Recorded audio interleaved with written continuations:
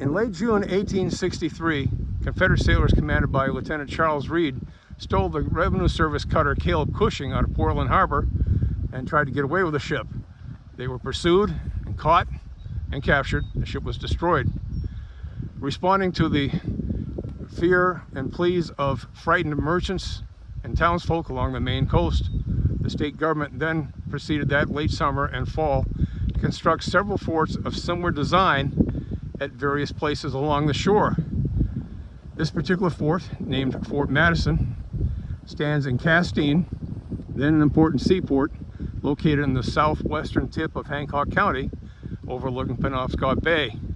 Each fort included a powder magazine. In this case, at Fort Madison, is topped by an American flagpole, and earthen ramparts that stood 8 feet high and 150 feet in length. Each fort had 5 cannons. In the center were 3 32-pounder smoothbores, and on each flank, right and left, was a 24-pounder rifle cannon on a pivot.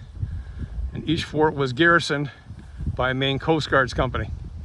One night in early winter 1864, the Fort Madison garrison, noticing an unidentified ship approaching from Penobscot Bay, flashed the recognition signals, apparently did not receive a satisfactory response, and opened fire. The ship was flying flags and displaying lanterns.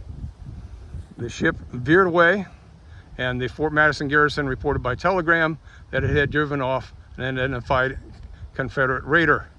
The next day, the crew of the Revenue Service cutter Mahoning, which was docked elsewhere that morning in Penobscot Bay, reported that the prior night, while approaching Castine, they had been fired upon by the Fort Madison garrison.